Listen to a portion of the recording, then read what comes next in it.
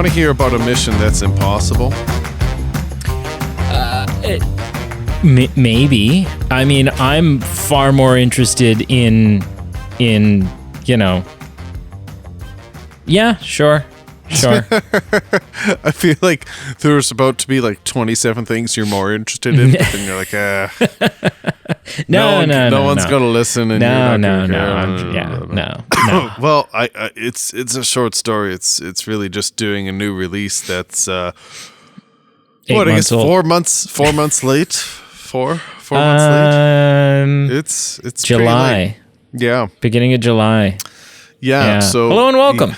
Welcome to the Movie Med Podcast. I am Peter, the one half of the Movie Man Podcast, and that is Brady, the other half of the Movie Man Podcast. That was a good save. You were like really struggling to figure out what you were, and you were just like, quick math. Okay, there's two of us, and well, I was trying to decide where to go down. I almost went down to beating us up on being tardy, but I'm like, you know what? I'm not going to beat that dead horse. We're still here for Mission Impossible 7. Yep. Sure, it's a bit late. Yeah. But on the other hand, we're doing our listeners a favor. Yep. Because if we set out the night Dead Reckoning Part 1 was released, and we did like a live episode to get it into the listeners' ears that night, then they'd be having to wait a whole year before they could hear our review of Part 2. They probably will have to anyways, because but this way we're won't softening see it. we're softening the blow. You know, Right. we're closing the gap by a couple months. It's Sure. really with the listener in mind. Well, I'm so excited to be here and talking with you about Mission Impossible when ChatGPT takes over. Oh no, sorry, that's the wrong. That's not what it's called. It's called Mission Impossible. Ethan does close-up magic for birthday parties. Is what it's called. In the most, I mean, we'll get into it. But honestly, in the most like. I know it's not in the script, but there's this thing I can do, and I'd really like it to be in the movie. So if you could just have me do a little sleight of hand with the key at one point. Work it in. Yeah, work it in. It doesn't matter if it doesn't make any sense. Just work it in. Just go for it. I can't remember. Do we do, on these more structured episodes, do we do initial impressions? We must. We don't. So here's what Okay. we're going to do. We're going to get into the magic stuff just because I'm curious when we get there to discuss it a bit more. And it'll be interesting because I remember there being some slightly awkward sleight of hand magic in the original Mission Impossible movie. But no initial impressions. Basically, we'll have you briefly break down our ranking system that we've done for this and all the other movies, and then we'll get into it. Right. Well, the way it works is we are not wanting to rate these movies in a way that is subjective, right? Like it's subjective because it's our opinion of it, but we want the final number that we give to be as ironclad as we possibly can. And so what we've done is we have taken 8 categories. Now, this is left over from our 007 series. We took it and kind of adapted some of the categories a little bit. Yeah, recycled it a little bit. Yeah, but those categories are plot, Tom Cruise's performance, villain, gadgets, fights/action, romantic interest, supporting characters, and the intro sequence. And we rank each one of those categories one after another on a scale of 0 to 10, and we take all 8 numbers at the end, we find the average, and that gives us our score for the film. Now, Brady, what do we do with these scores of the film? Like, is this to give us just which is the best Mission Impossible, or are we, does this tell us if we only had to pick one, which is the one we'd have to show someone that represents the series so much? Like, what is that kind of breaking down? What does that scale lead us to? I mean, I think it's us trying to get to the bottom of which, in order, what is the best to worst Mission Impossible films. Because there's a lot, and that's the fun thing that lends this series and series like this lend to having a scale like this, because they all have some commonality of the way we rank them, and we can we can see where they end up. All right. Let's should we just dive roll. in? That's All right. right. Let me just let me pull up my thing here. Okay. So, kicking things off in the category of plot. And I will tell you straight up, there are a number of things from this film that I want to talk about, or I feel like I should talk about because they're things that I enjoy, or they're things that I don't enjoy, and I'm not sure where they fit. Huh. Right? Like I'm like, is that a plot thing? Or I like get what you mean, because some of them overlap or some of them don't really, yeah. Yeah. Like sometimes it's like, oh, that was bad writing, but it's dialogue. It's not really plot. And, Yeah. This is the person that said it, but it's not really their performance. It's what was in the script. And like, so I don't know. But okay, so for plot, I gave it an 8. Okay. I think it's a straightforward, easy to follow plot. And that's always number one. Yeah. In these types of films, because it is very, very, very easy in this espionage, super spy, James Bond, Mission Impossible kind of thing to end up with something that, unless you're Tom Clancy, you don't understand. Like the political, governmental, military espionage lingo can very, very quickly go over your head.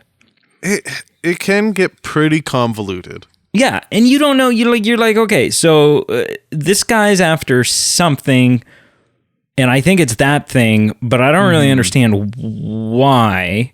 Yeah. And then there's these people, and are they against this person? Like, what's this film doesn't really have any of that. And so that is, at least for me, and so that's a big up, especially because it would have been easy to fall into that, because the plot, the MacGuffin of this film, the MacGuffin is something that every party in the film is interested in. And we see that later on. We see good guys who, like there's moments where you don't know what's going on because people who you understand to be good guys are showing up in shady conversations and whatever. But it's literally just because everyone is doing what's in the best interest of their government. Mm-hmm. Right? And that leads to a little bit of betrayal. It leads to a little bit of, for the next 5 minutes, we don't really get along because I get you're a decent person, but you want that, and I also need that. So they did a good job with that. I think it is a pertinent plot, right? It is relevant. It is, as we are in the last couple of years now in the age of artificial intelligence, right? That's the age we're in now. Yeah. I can't pinpoint when that change happened, but clearly that change has happened.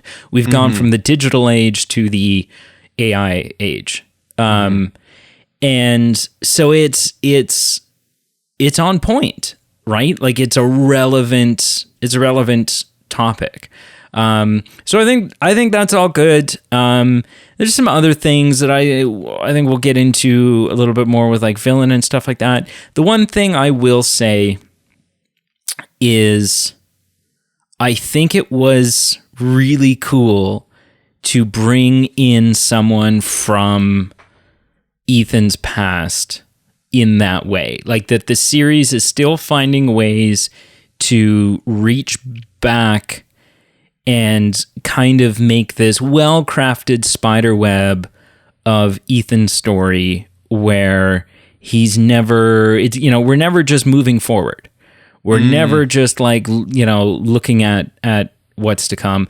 If I could have changed anything, I would have made, and this is kind of part of the villain thing, kind of not, I would have made it that the villain was not only someone from his past, but maybe someone that we knew from like the first film or something, right? Like to go back to someone we know so that we can share in some of that oh shit that Ethan's feeling. You know? But anyways, I give it an 8. Easy to follow, fun, interesting, and super relevant. Right. Yep, I would echo most of it. I gave the plot a 7 out of 10. What you're wanting out of these, you're just wanting something simple where you know what each character's motivation is, what they're doing, why they're wanting to do it, and who they're doing it with. And like you said, sometimes it can get a little convoluted, hard to follow. This wasn't that. It was very audience friendly. And for that, I gave it a 7 out of 10. I was happy. Cool. Yeah. Oh, the big one. Tom Cruise's performance. And I got to be honest. I gave it a 6. Oh, okay. Yeah, I mean, the close-up magic thing, which I'm sure he had a hand in making that a part of it. In the intro sequence, you get that, like, where he's talking, again, without giving away too much from the intro sequence category. See, this is the trouble I had. Everything falls into, like, multiple categories. But this whole, like, I get that he's got, the delivery guy's got to identify himself, and that's all cool. But then Tom Cruise is like, no, you have to ask me the whatever question. And the kid's like, okay. And he asks the question, and Tom Cruise, like, pauses for a second and then, like, stares into the ether with this, like, existential look on his face, and he's like, because I'm alone and I'm alone with you. Like, and I don't remember exactly what he says, but it's just this big, like, do you literally, like, you have no reason to doubt this guy. He's already identified himself.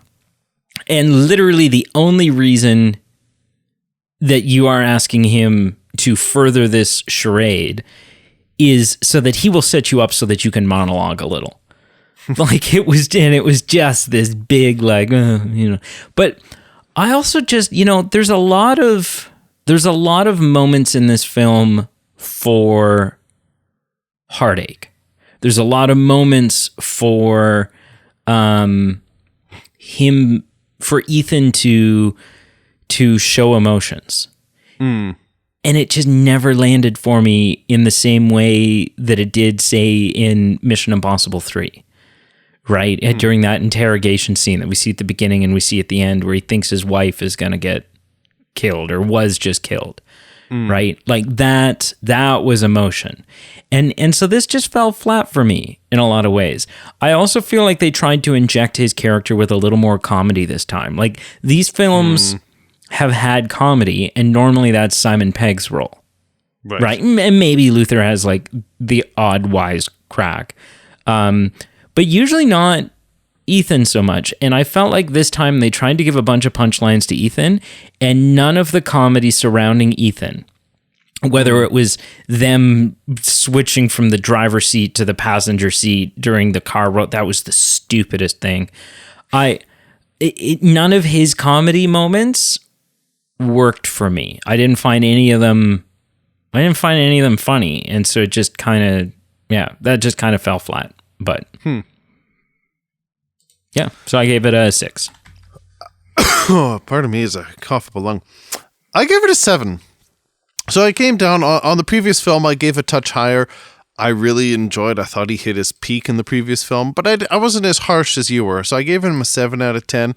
I don't know if it's just the way it was written in this one that was a step back.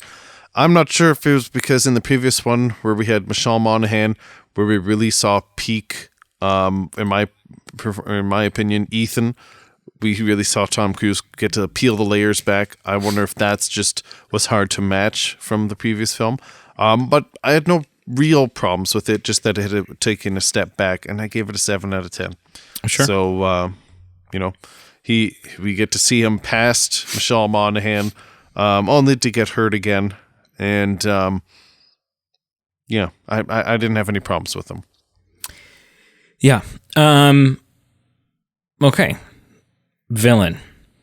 I gave it an 8. I mean, it's hard to pin down who is the villain here, right? Is it Gabriel or is it the entity? Right. And so I think the entity makes a far more interesting villain. Yeah.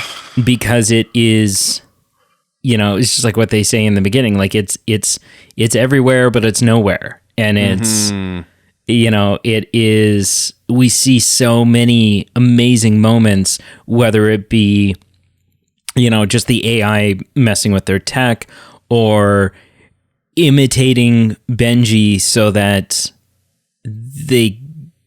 he's giving Ethan directions on where to run and cutting Benji and Luther out of the comm. Like that was, there's several like, oh crap moments. Yeah. There's several like, it just keeps laying down a stronger card and you're like, holy crap. Right? Do you think, like, do you think the movie, pardon me. Goodness. I don't do drugs, kids. Went the whole day without coughing, and then now I've decided to bring it up. Well, you were saving it, yeah. Yeah. Do you think the movie could have done without the character that Morales played? Like, do you think there could have just been like a completely faceless villain and nothing really pushing? There have to be henchmen to, be adversaries and whatnot. But do you think it could have been done without an actual face of like someone leading some of these antagonists? Like, could have just been strictly AI? I mean, it's interesting, right? Because Gabriel is, because of how powerful the entity is and because of, it's very apparent throughout that Gabriel is the entity's bitch. Like, he is not, right? Gabriel's not pulling any of the shots here. No. Right? Gabriel's been put in, he's the right-hand lieutenant. He's been put in a position of power and prestige, but he's not, the second he's no longer of value to the entity, Gabriel's gone. Right. I think the entity knows that it needs some physicality. I think it knows that it needs the ability to interact real world. But spoiler alert, Gabriel dies at the end of this. So I also don't know, like, so he plays an important role, but he obviously in what is part one of a 2-part thing, he's clearly not in the next one. And so he's not that important. Do you know what I mean? A little bit. Let me just look up the Mission Impossible cast here. Dead Reckoning. Okay. Why, you think he is in the next one? Well, no. Let me just take a look here. You think they're going to bring him back? You think they're going to... He is in the next one. What? Does he not die? No, it's the other guy that you were thinking of that died. The Carrie... Carrie Elwes. Yes. Right. That fool got smoked. Yes, he gets smoked by the helicopter. You're right. Well, it's been 4 months, right? Well, he got his wrist slit or something, or his neck slit by Gabriel. Right. So, but Gabriel does get like a helicopter dropped on him, right? No. I'm thinking of the end of Fallout. I'm thinking of how Henry Cavill dies. Okay, now I remember the train. The train and the... Yeah, okay. So, yeah, he is in the next one. All right, so, But you're right. Everything you're saying stands still, like, or is standing put, or right. is valid. Like, yeah, like Gabriel definitely leads us to believe that he has more control than he does at times. But like you said, there's sometimes where you realize there's a bit of a level set where AI comes through and you go, okay, he's at the mercy of this thing. He, in some ways, has no more control or awareness than Ethan Hunt has. Yeah. I mean, I think it adds a fun layer, right? I think having him there adds a fun layer. Mm-hmm. I think the fact, like, if you didn't have a physical presence, you couldn't have, like, the bridge scene, right? No. With Ilsa and Grace. Grace, yeah. And so there's that, and yeah, you could have a henchman do it, but I don't think it would have the same, it wouldn't hold the same weight, right? Because this is something that Gabriel is doing because it's personal for him. right? You know, like there's that personal, there's a history there between him and Ethan. So yeah, I don't know. Either way, I gave him an 8. I think he was fine. I don't think he's super menacing. And I think there's sometimes he tries to be, and maybe it doesn't quite come across properly. But yeah, I mean, all in all, you know, serviceable. I wouldn't say he's forgettable, so that helps. Yeah, I agree. It'd be an interesting. I don't think you could do it because you need like a faceman, a representative to be your antagonist, and you can't have it being a faceless AI. But there'd be some eeriness to it, you know, when we saw the misdirection and our protagonists going down like an alley and being stuck in the wrong place. Like there's some really sticky, unfortunate situations that the AI could impose on people, and it would be quite a menacing feat. It'd be like a Tom Cruise episode of Black Mirror. But I gave the villain a 7. You know, I thought he was very solid. I think I'm pronouncing it Ezzy Morales. I'm not sure. You know, we've had some. When you look back, we've had some really good villains in this with John Voight and Philip Seymour Hoffman, and Sean Harris was really chilling. I agree. Morales isn't the best that we've seen, but I thought he was solid. And as much as he was level set by the AI and kind of put in his place, and you realize, you know, he's maybe not much further ahead than everyone else. At the same time, there were some times where he was very cold-blooded and ruthless, and it could be chilling at times. So I gave him a 7. He was respectable. Sure. Yeah. Okay. Gadgets. You know, this is the category that I put a lot of stock in. Right. Yeah. Like, obviously, all the topics, you know, once you average them all out, they all carry the same weight. But for me personally, the gadgets is a big one. I gave it a 7. I mean, don't get me wrong, there's some cool stuff. We get to see the masks. We get to see a really cool, like when they put the mask on Grace and they do that pivot around. That was a well-edited sequence, right? It was a great transition from Grace into what's her face, the weapons broker. And so, you know, the White Widow. And so yes. That stuff was cool. Luther's, you know, during the airport sequence, Luther's like facial trickery software that he's running, right? Where he's basically deep faking people in the airport to look like Ethan to throw these super irritating cops off his trail. That was some cool techie gadgetry stuff. The glasses that identify the key and where the key is, that was kind of cool. The key itself is sort of a fun, like MacGuffin type thing. You've got the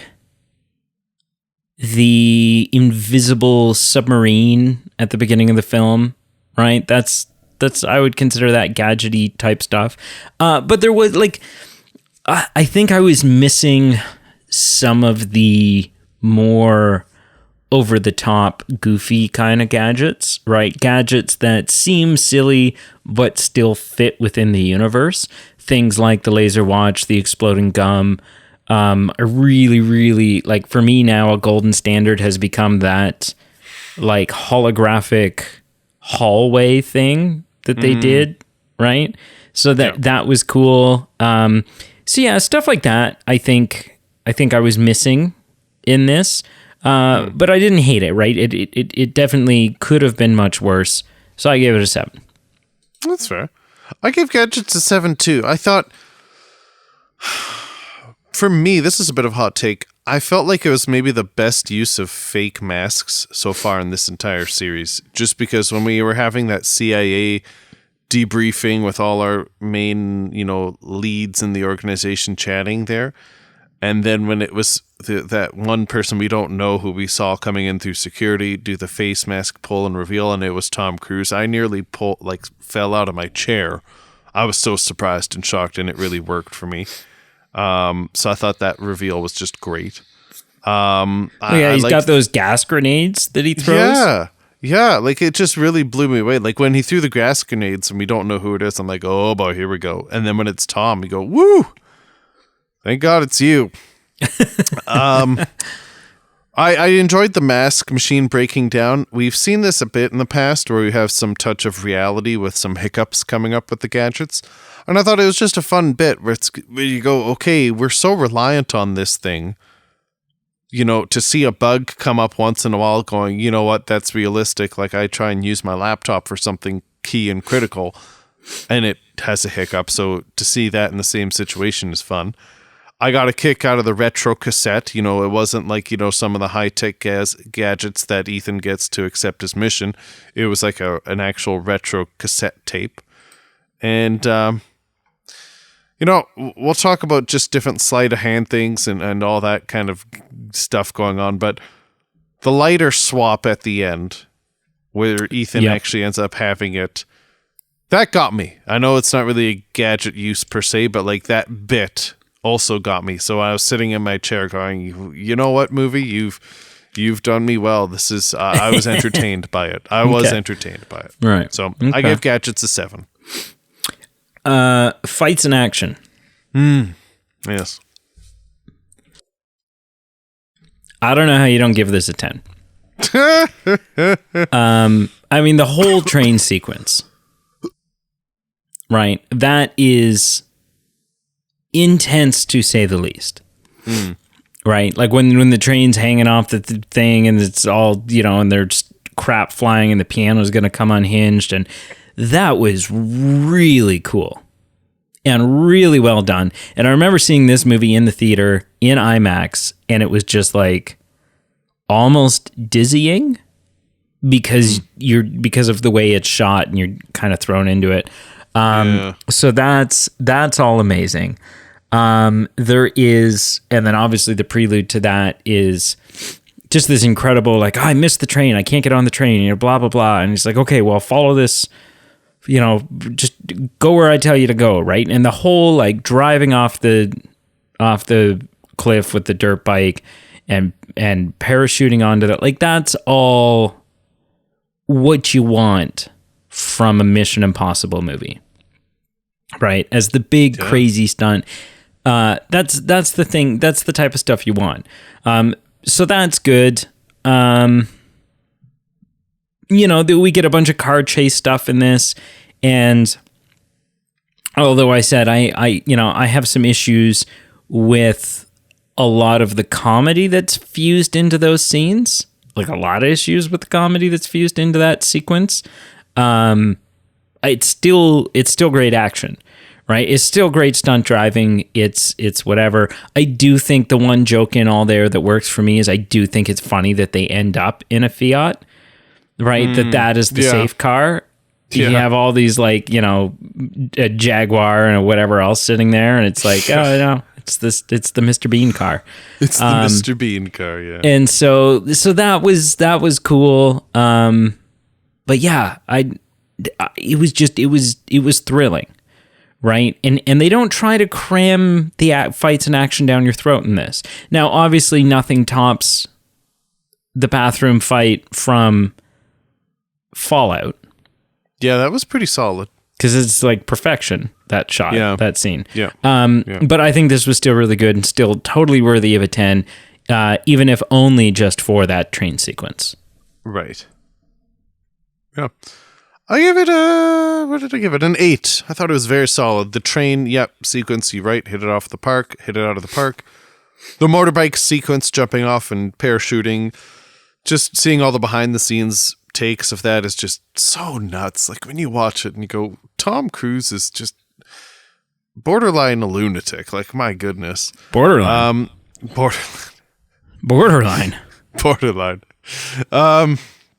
The Venice chase sequences I really enjoyed. You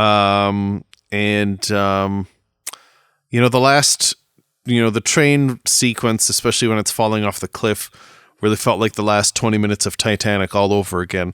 But overall, I enjoyed the fights in action. I thought I'll never let go. Yeah. Yeah. Yeah, cool. Mm-hmm. Romantic interest. Mm-hmm. Speaking of never let go. I gave it a 9. Wow. And the reason it's not a 10 Yeah, okay. is because where in the flying shit is Michelle Monaghan? But so I guess I thought we had moved on from her in the last one. Like I thought we had Maybe provided you a bit of did. closure. No, maybe you have. Okay, let me clarify. I want her back. Like I felt like from day one, I think you and I are on the same page. This series is better if she had been in all 7 movies. Mm-hmm. But I think, to me, I just assumed that in the previous film, that was kind of a nod going, okay, this is us wrapping the bow on her. I mean, yeah, he had, he's got to walk away. They can't be together, all this stuff. But I'm telling you right now,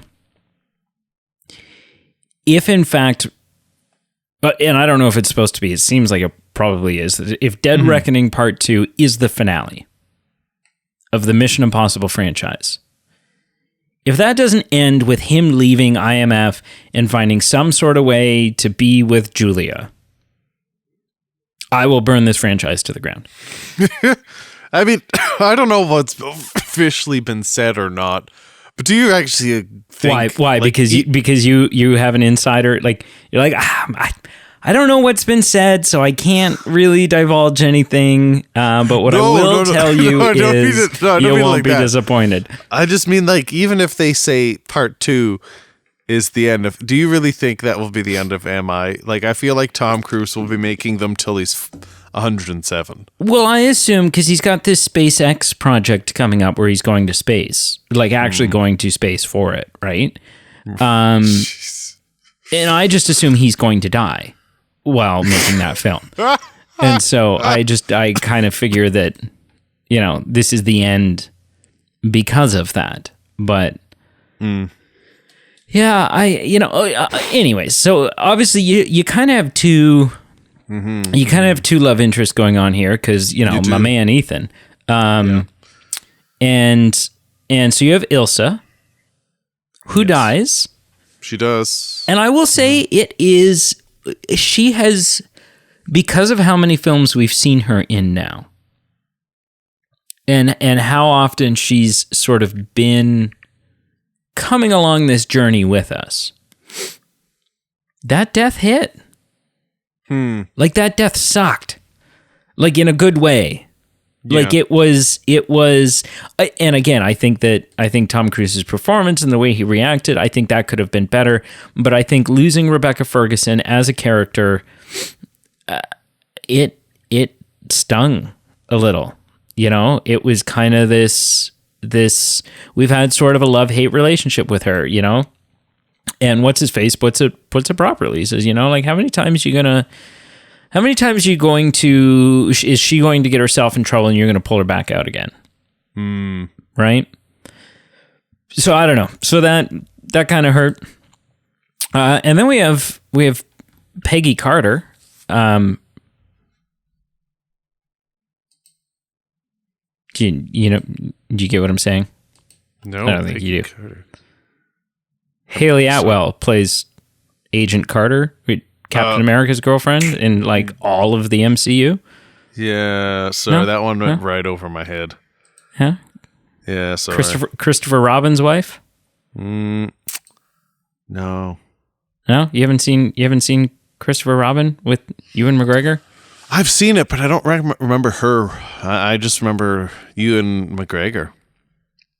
And that's just it. That's it. You don't remember like Winnie the Pooh. Sorry to clarify.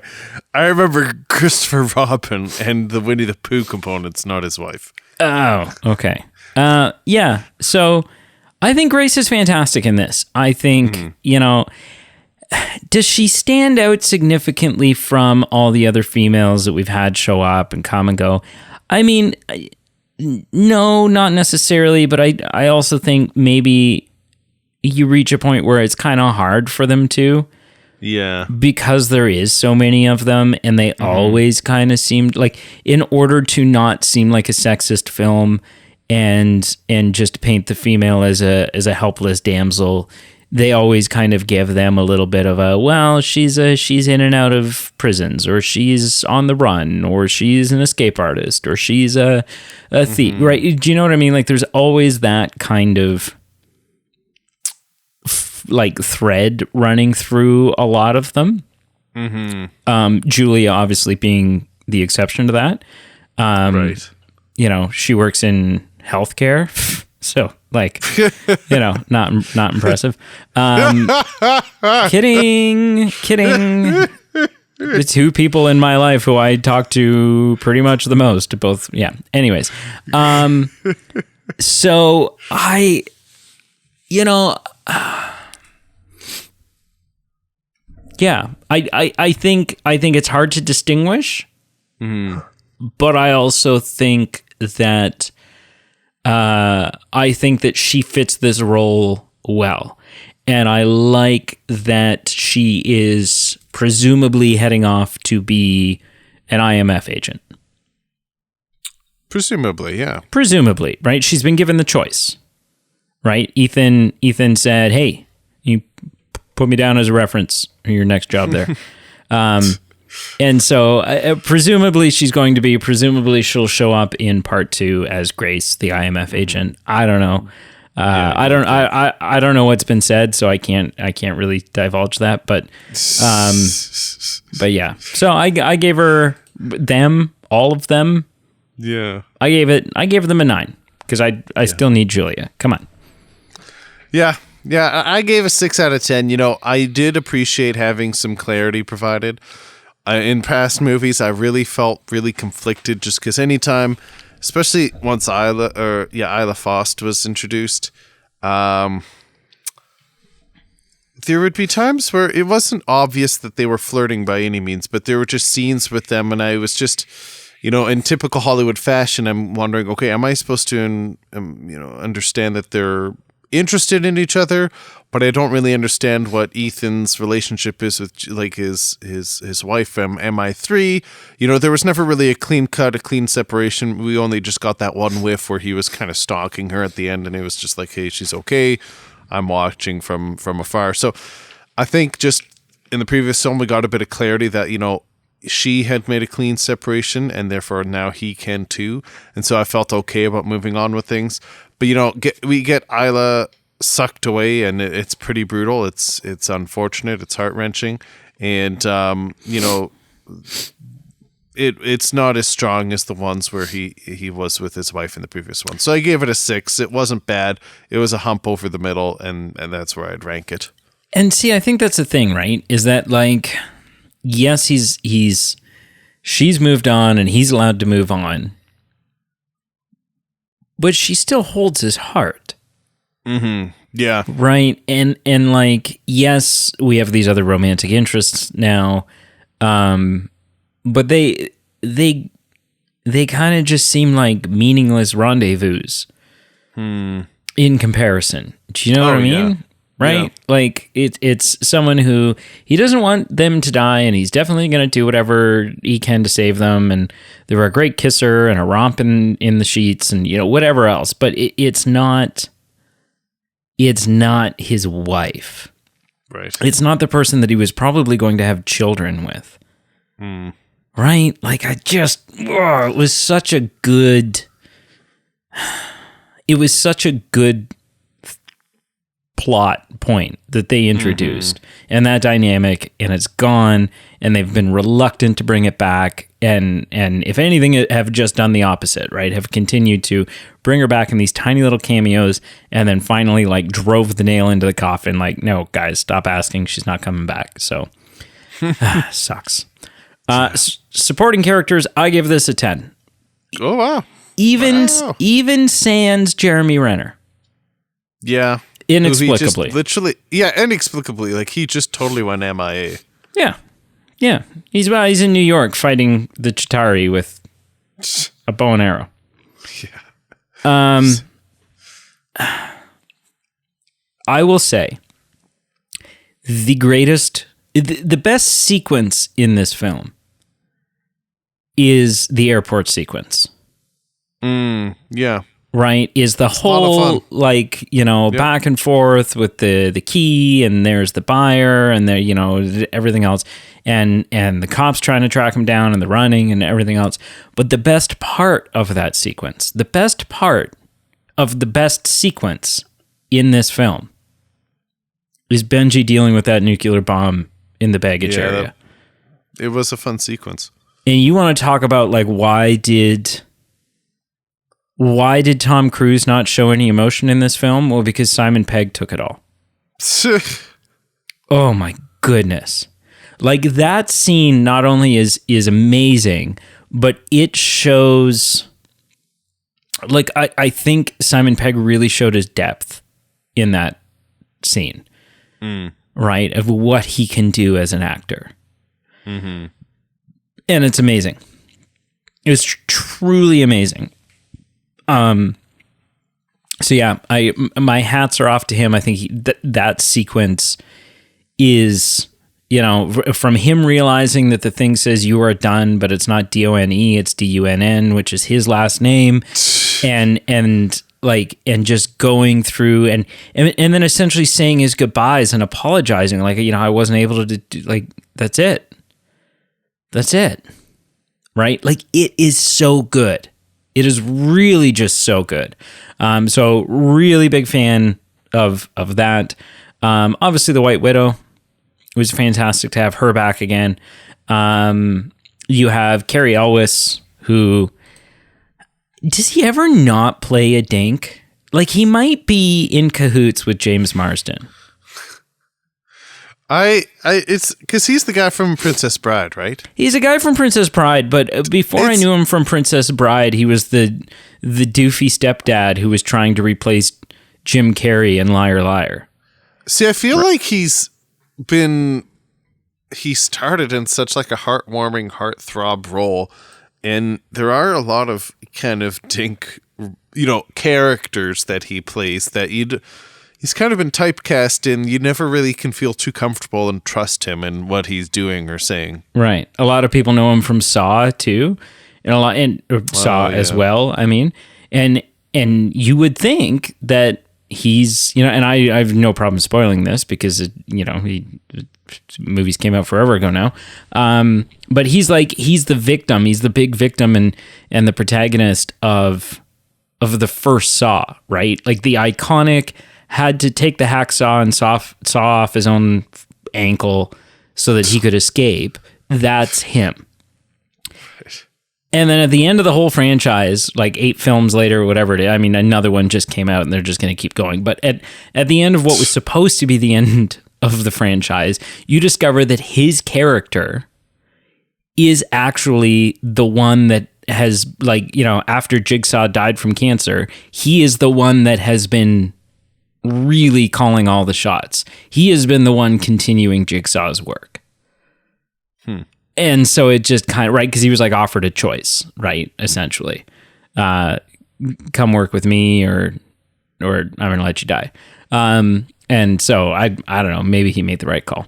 But yeah, so he's in this. And then what's the guy's name that plays the head of the CIA? Kittredge? Yeah, but what's the actor's name? But yeah, it's Kittredge is the... It's, I've got it right here. Oh, come on. I just had it written down. Henry... It is Henry Czerny. Yeah, I like him. I really like him. He's in good. This, he's solid. in this franchise. And he's been around, he's one of the OGs. He is the OG. Right? Yeah. Yeah. He's been there since 1996. Yeah. And isn't there a thing where... No. Who was the actor? There was a different actor that... Wasn't one of the actors in the first one, like, or the second one or something? Wasn't he like one of the main dudes from the show back in the day? I think that was... I believe that was John Voight. Wasn't that John Voight? No. Was John Voight, like, I don't know, in Mission Impossible back in the... I thought there was something about that because... or 80s or whatever? Because it was interesting that he was the villain. Right. Yeah, maybe you're right. I don't know. I remember that, though. I remember there being something, right? Where there was, like... They brought in a legacy actor to play the role.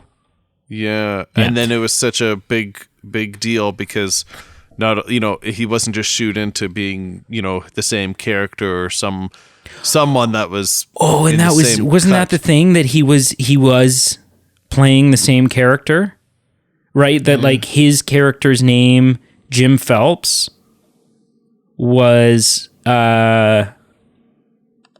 it doesn't look like he was in the original, but I do think that Jim Phelps was the name of the good guy, the protagonist, maybe from the Mission Impossible days. I may have had my wires crossed there, but there's something like that, and I think maybe the original guy does make some sort of a cameo somewhere at some point. Anyways, doesn't matter.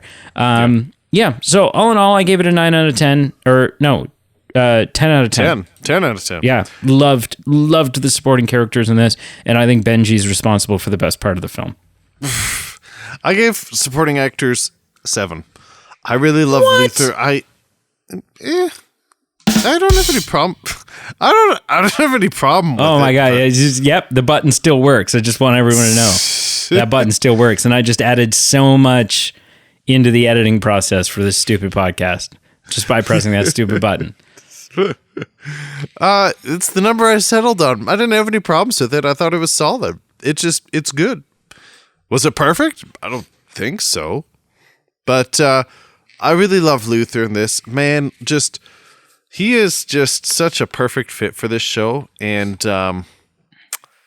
I didn't realize, I'm not too familiar with Ving Rhames that much. I saw him in Pulp Fiction, and to realize that he's come to be this kind of lighthearted, glue that is part of this team, I just love it. Simon Pegg was good. Vanessa Kirby, the poor man's Lady Gaga. I do actually appreciate her acting. She's very good. And I love these opportunities that these movies provide where you've got someone quote unquote in the mask, but then in reality it's just an actor who plays two different people. In one scene she's playing herself as a character, and in another scene she's playing her someone pretending to be herself. It's kind of like the whole Face-Off situation where you've got actors playing different actors who are playing. Why'd you say that so intensely? Honestly, you channeled your inner Nicolas Cage there. You're like, it's kind of like when I was in Face-Off. You can take your face. You can take it off. Yeah, and it was a really good movie. And it's good. And the kids are happy, and you get some popcorn, and you all go home. Yeah, Grace was fine too. Shea Wiggum is in this. He's one of the CIA agents. He's in True Detective. He's in Kong Skull Island. I feel like he played the part well. He gets under your skin a little bit just because he's doing his job as a CIA agent, and that in turn just makes him being a bit of a stick in the mud and getting in Ethan's way, but he does his job. And Kittredge's return is great. He plays the part so well because it's a part that he is quote unquote good, quote unquote on Ethan's side, but you can't completely trust him, or you've got to keep your distance. And again, it just added to that whole peak really well done sequence where Ethan surprises everyone, pulls the mask off, has the gas grenades, and still is prepared and a few steps ahead where he's on the phone. And Kittredge, that is, and you go, oh dear, I think they're gonna jam up Ethan here. They've got him, and you realize Ethan's a few steps ahead and tranquilizes him. But anyway, supporting characters, gave it a 7. Now, do we ever get it explained for us why? Like, because he is doing, like, Briggs is doing his job. The CIA agent is doing his job, but he also, like it's alluded to when we're first introduced to him, that this is personal for him. Huh. Do we ever discover, right? Because he's like, one of his CIA agents is like, do you know him personally? Or do you know him? And the guy's like, not personally. And the guy's like, but it is personal. And Briggs doesn't answer him, kind of alluding that, yes, it is, but that's none of your business. Right. And like, he's never shown up in a previous one, right? No. I don't think so. So I don't know, and maybe there's like a small line of exposition there that I've missed and you've missed that explains it, but yeah, I don't know. I don't know that there is. I don't know that that's ever explained, and it's just kind of this like everyone in this film just has to have a personal vendetta against everyone else. Yeah. And then finally, not supporting characters, intro sequence. I gave it a 7. And I was back and forth on whether or not that should be a lot higher or if it should be a lot lower. It's 30 minutes long. It's the 30-minute mark when that music starts playing. I don't necessarily have a problem with that, but I did think it was incredibly interesting how long the lead was to get into that opening music sequence. It's more surprising than it was a problem for me, but it was very surprising. Like a couple times I kind of did a pulse check going, did I miss the music? Like, did I zone out for a minute? Am I missing? No. Okay. No, the music hasn't happened yet. It just seems very overdue. And I don't know what it is that determines, like, I don't know what the deciding factor is for where you insert that, right? Because several of the things that happen,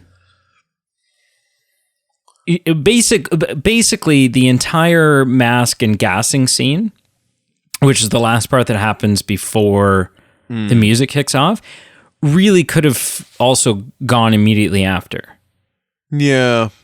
Right. So I don't know what it is that they use. Like, I don't think you could have just done the submarine bit, because I think you need a bit more. You either need to see Ethan or you need to see some sort of IMF gadgety mission briefing thing. Right. But as soon as that mission briefing was done, I feel like we could have gone. So I don't know. I don't know what it is that determines that. So it's long, which is whatever. It's fine. It's fine. Yeah, it's okay. And the gassing scene, like the meeting with the director of defense, that's a great scene. It's a really great scene. Amazing. Fantastic. The submarine scene is cool, but maybe a little bloated, considering it doesn't have a lot to do with the rest of like, they're kind of, without telling you this is the AI doing it, they're introducing you to the idea of how powerful the AI is. Right. And that it's a little malicious and whatever. But it's long. That's a long sequence, right? Like, there's just a lot of... there may have been a way to trim the fat there a little bit. And I think also some fat could have been trimmed from Tom Cruise doing poetry night in the dark. Because that was just like... I don't know, right? Even like at the end of that scene, like it kind of feels like the scene was improvised, and the actor playing the delivery guy was also like, okay, do I go now? Like, are you done? And he just kind of awkwardly walks away, right? And so like... And they do. I mean, they use that scene to, welcome to the IMF. You made the right choice, right? So and that's a big theme that kind of flows throughout this. We find out in this one that there was a choice, there's a choice you can make, right? And that the IMF pulls a lot of their people from people who really should probably be on death row. It sounds like, for their like crimes against the government and the nation and national security and everything else. But then the government recognizes like, hey, you're pretty good with a lockpick. Do you want to come work for us with basically no restrictions whatsoever? Yeah. So anyways, I thought all that was kind of long, and then. Again, I don't know what this bullshit is where they just show you all the big moments throughout the film in a quick montage. Like, that has never made sense to me, and it will never make sense. I don't think there'll ever be a moment that I'm watching one of these films and I go, oh, you know what? Actually, that's a stroke of brilliance. It's like my ass is in the chair. Okay, I bought the ticket. Committed. I'm Yeah, committed. like why are you showing me a trailer for the film 30 minutes into the film?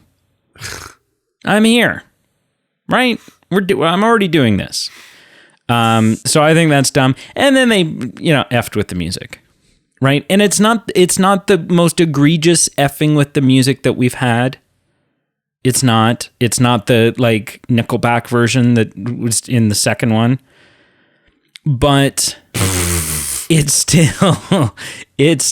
because the second one's just like dad rock, right? It's like this. I'm pretty sure that's where they were like just changed it entirely. It's like this big Bon Jovi thing. Yeah, yeah. And so, but they still effed with it, and I don't know why they don't realize the value of that original song. So I gave it a 6 out of 10, and I will just hop on your back because I don't mind the lengthy intro. I don't mind this or that. I just mind the music being changed. And so I remember when this director came on board, his initial film, he used the original music, and I went, great. Not only is it great here in the moment, but if we have the same person moving forward, to me, that means he's going to keep the same recipe, and he hasn't. The last 2 films, this included, he's messed with the music. And I go, yeah, it's not just you. Like, everyone has tinkered and played with it, and you go, okay, usually it's one director per film, and it just keeps changing. So it's like, okay, whatever. I can attribute it to just lack of continuity, but we've got the same homie here who's done it a few times in a row. So I thought, and he started on the right foot. So I just don't know what changed and what changed his mind. So regardless, I didn't mean to hijack you there. I just got really animated about this. The music was the problem for me. Yeah. So Yeah, and it's just one of those things where like, is the simple. original song, by today's standards, is the original song a little outdated? Maybe. Sure. Maybe. But that's the charm that it has. Is that Yeah. we all know it as the Mission Impossible theme. Exactly. Right? Yeah. When if you're goofing off with your friends as a kid or whether you're on YouTube or, whatever, if you play the Mission Impossible theme or you sing it and you're hearing it in your head as you're singing it, right? The bump, bump, bump, bump, bump. The version you're hearing is only ever that original version. That's the only version you hear in your head because everything else is just kind of like, well, it's a play on it. It's a play on the original. Yeah. Quit playing. Right? Quit. If the next one is the last one, please get this right. Yeah. Please get this right. Go out the way you started. Yeah. So that's it. That's all our categories. And so what I like to do, especially because this isn't 007, and there's not 300 of them to go through, I'm going to quickly give you the rankings of all the other films up until this point, and then I'll tell you what mine averages out to this time. So Mission Impossible, I gave a 7.25. Mission Impossible 2, big step back with a 5. Right? The long hair and the messed up theme song and the just like confusing plot. And Mission Impossible 3 had an 8.5. I really loved that one. That's the Julia one. Really loved that one. Ghost Protocol was a 6.5. Big kind of step back. It was a little confusing. I think that was the big part is I was like, I'm a little confused here. Rogue Nation, I gave a 7. Mission Impossible Fallout, I gave a 9. Loved that movie. Loved that movie. And it's still my favorite one, apparently, because Dead Reckoning Part 1 gets an 8.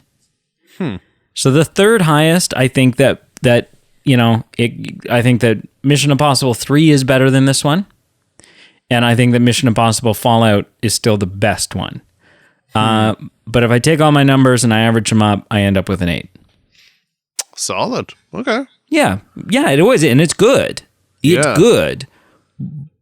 but I didn't walk out of the theater going, this is the greatest Mission Impossible movie ever. Right. Yeah. I thought this might be one of the most entertaining films in the series, to be honest with you. There was something about it, I don't have this in front of me, but to me it seemed like one of the longest run times, being at 2 hours, 43 minutes. Oh, it is for sure the longest. Yeah. And I didn't have a problem with it. No. No, it doesn't feel long. It does not feel long. Is it the best? I'm not sure.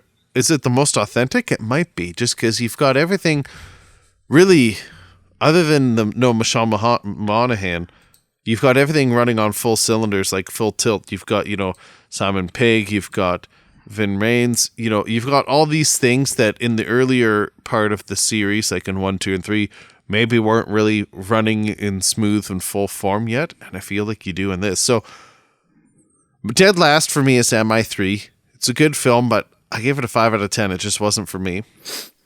I've got MI Ghost Protocol second last at 6. I've got the original Mission Impossible at a 6. I've got Mission Impossible Fallout as a 6 out of 10. And then my top 3, so I'm going to flip-flop here. So my number 1, I think, might be Dead Reckoning Part 1. I gave it a 6 out of 10. So I've got Dead Reckoning in the number 1 spot. MI2, I gave a 7 out of 10. So I've got MI2 in my second slot. What? There's just something about it.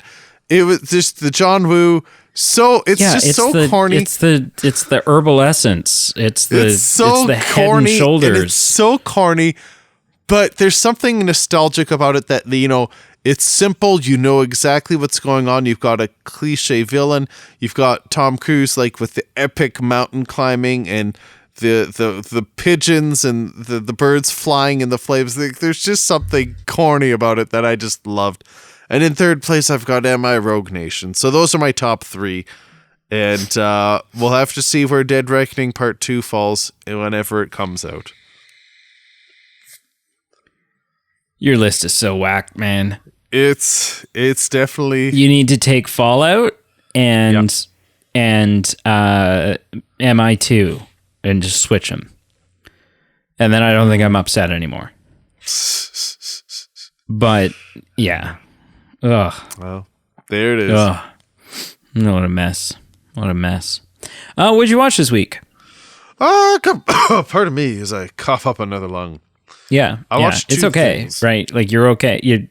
That inhaler prescription is coming. It's It's in the mail. Yeah. I watched a 1998 film called Enemy of the State. It's I guess you call it a mystery thriller, like a whodunit kind of a thing. A lawyer becomes targeted by a corrupt politician and his NSA goons when he accidentally receives key evidence to a politically motivated crime.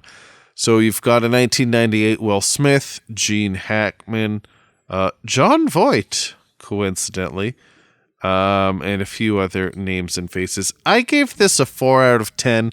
It was dated. It was, so-so at best.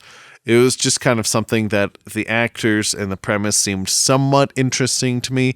And it was below the, in-between point as a 4 out of 10. It wasn't the worst thing I've ever seen, but it didn't hold up. And, it didn't live up to what I was hoping it could be.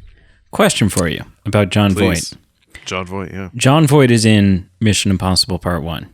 Correct. Tom Cruise is in Mission Impossible Part 1. Okay. Both John Voight and Tom Cruise are big, well-known Scientologists. I didn't know about the John Voight. That's interesting. Oh, buddy. I'm pretty sure. Oh, no. Is John Voight... I know John Voight, coincidentally, also was on Oprah doing backflips about Katie Holmes, so they have that in common too. No, he's not. He's what? John Voight. If it is, it's news to me. He is not. Sorry. Okay. He is. You're just spewing out all kinds of things tonight. He is a devout Catholic. I knew there was something about John Voight that people like. John Voight's a big Trump guy, and he's and I think he's got some other he's got some like some world views that he's pretty public about that. Oh, okay, yeah. That may get him like blacklisted at some point from getting like it's some pretty crazy stuff. Okay, so there goes my question. I was just wondering if like maybe MI1 was like the point of origin for one of them, right? If like John Voight introduced, if that's where it happened. Hey, pal. Yeah, no, I don't think so. The other thing I watched this week was a 2008 film, Valkyrie, a dramatization of a World War II assassination plot that obviously didn't work, but it was a plot against Adolf Hitler and a group of resistance individuals trying to take him down. Crazy cast. Coincidentally, we've got Tom Cruise again, Bill Nighy, Kenneth Branagh, Tom Wilkinson, the forever a Nazi Thomas Kretschmann, I believe he is. If you look him up, he's in so many movies as a Nazi. Terrence Stamp, Kevin McNally. Anyway, tons of faces. An ensemble cast. I gave it a 6 out of 10. You know what? Is it great? No. Is Tom Cruise perfect? No, but it's serviceable. A little bit above the halfway point. You know, I gave it a 6. It's not the best film with this subject material, but it is an interesting story that's being told as a true story or based on a true story, and they don't completely butcher or ruin it, or at least it's interesting enough and passable enough. So a 6 out of 10. Again, maybe hadn't aged as well, but 6 out of 10 for Valkyrie. Do you think Thomas Kretschmann is secretly a Nazi in Kong? He must be, right? Because an island like that with those kinds of animals and that is something that the Nazis would have been all over. Nazis were into that like weird sciencey, like the pseudoscience, right? Yeah. Nazis really liked pseudoscience. Right. So, I don't know, right? It's possible. And Professor Z that he plays in Cars 2? Oh, definitely. Totally Nazis. a Nazi. Yeah, I wouldn't even question that. Third Reich all the way. What did you watch this week? I mean, for him, that was, don't soundbite that. Don't take that as yeah. Anyways, still working through the MCU. We wrapped up She-Hulk. We watched Miss Marvel. And then we watched 2 movies, non-MCU movies. Okay. 2 movies I had never seen. The first one came out in 1947. Oh boy. Isn't that always interesting? Like when one of us says like, and then a film from the 50s, you're like, ooh, you classy SOB. Ooh, like so distinguished. I watched the 1947 Miracle on 34th Street. Oh, interesting. Yeah, I'd never seen it. Never seen it. What'd you think? So good. It's good. Yeah. Like holds up. Like there's things in it that are like, okay, it's the 40s. Yeah. Right? But like that being said, it didn't feel dated in terms of its pace or its enjoyment level. And this really funny thing happened. And Brienne said I could share this on the podcast. But this is just a testament. This is a testicle to how engaging and interesting and captivating the film is. We were 15 minutes into the movie where she stopped and turned and looked at me and she said, "I just realized this was in black and white." And I was like, wait, what? What do you mean? And she's like, I didn't. She was like, I was just so focused on the story and everything that was going on. I haven't once thought of the fact that there's no color. So yeah, anyways, super good. Really holds up. I'd give it like an 8 out of 10. Of note, it is interesting because the movie itself is in a colorized version too for those who want to watch Yeah, it. And that's not for me. I'm definitely of the black and white. Yeah. That's not right. Then we watched a 1994 film. Just one more thing on Miracle on 34th Street. Yeah. So I have no real point to this other than just it's a fact and it's kind of weird. But the actor who played the little girl, Natalie Wood, she passed away. She passed away under mysterious circumstances while on a boat with some friends on the weekend. And one of the friends and her husband or her boyfriend or something. Well, that's part of the suspicion was he involved. But one of the people on the boat that weekend was Christopher Walken. Dumb. Yeah. I think officially it's referred to, what they were on is referred to as a yacht. Like, don't downplay. Everything I read said yacht. Right. Wow, they were out on a ski-doo, and no, it was like like a yacht party or something, right? And it is, yeah. And they'd been fighting the night before or something, and then she drowned. But the big question is, how did she end up in the water? Right. Yeah. That's the yeah. And she was young. She was like in her early 40s or something. Yeah. So then watched a 1994 film. We watched the 1994 Miracle on 34th Street because I hadn't seen that one either. I haven't. I'd never seen either. But it's Mara Wilson, right? It's like the girl from Matilda and Mrs. Doubtfire and everything else. And so, I mean, this might be a hot take or might offend some people, but shrug is what I would say to that. Oh my goodness! I mean, shrug now, but as a kid, like, she was the female Macaulay Culkin of the '90s, right? She was that child. Oh, Richard Attenborough. Okay. Yeah, Richard Attenborough plays Santa Claus. See, get your shit together. Howdy do. And you know what? Like, there are a couple of updated premises that are better. Yeah. There are a couple of things they do a little differently. Oh, Steve Buscemi.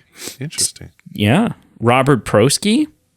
I was just joking. Steve Buscemi is not in this. I know.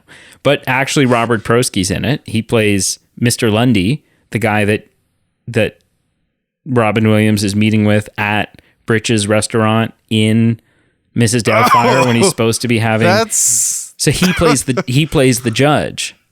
Oh, right. And so there's a couple of updated premises that I think are really good. Like, they did away with they at the end of the court scene, they use a different mechanism to win the case instead of dumping all the mail on the judge's thing, right? They do something a little more believable and a little more heartfelt. And there's there's one or two other things that are kind of like, I think, slight improvements. But then there's a couple of things that are like just a big miss, right? Like the character of the not really a psychiatrist, company psychiatrist, he's not in this. So that whole interaction never happens. Chris Kringle never comes and moves in with Bedford, with the lawyer. They're never living together. That's never a thing. At one point, he comes over and babysits Susie. And that's when that conversation happens about, like, you know, I want a house and stuff like that. But that's it. That's like the one interaction. So then later on in the film, where Susan and her mom's like all like, you know, really invested in this guy and wanting to make sure like everything works out okay and stuff. It's like, right, but why are you really invested in this guy?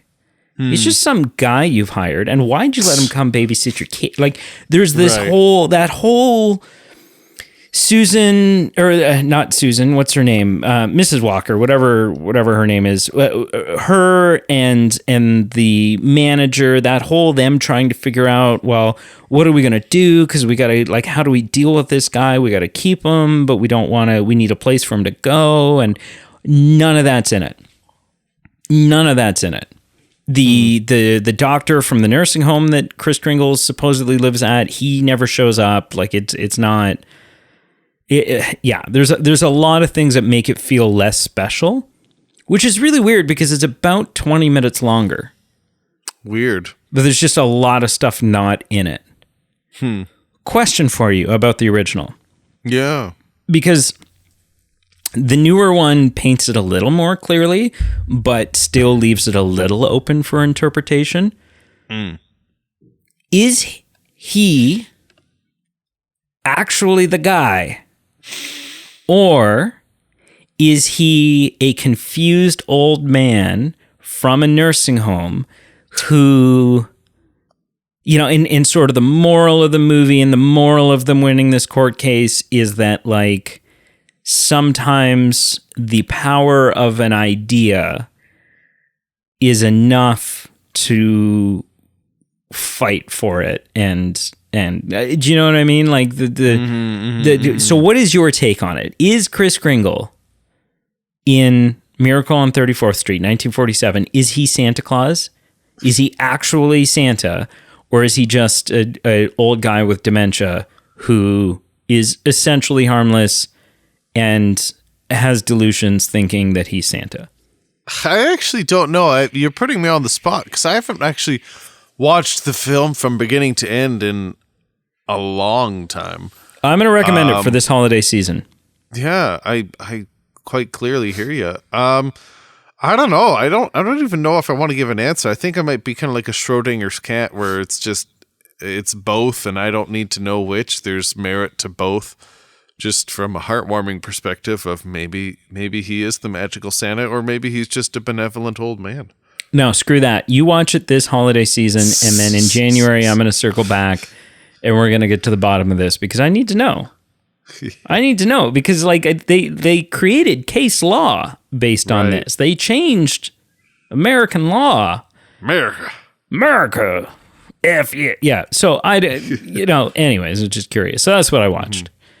Yeah. We're starting on the Christmas movies early this year because we're like, you know what? Like with our work schedules and everything else, we always say there's like 7 or 8 of them that we want to watch, and we usually end up watching like 3. So we've started a little early. Yep. Yeah. Sometimes you got to. Yeah. I was pushing for July. She said no. We settled on mid-November. Wrap it up, sir. Seems reasonable. Well, thank you for watching. Thank you for listening. Whatever you've done. If If you close your eyes and you picture what you think we may look like, then power to you. Brady with his 6-foot-long beard that straggles onto the ground. Me with my perm. I'm just so you know, when you say beard, I'm going to bleep that out. No.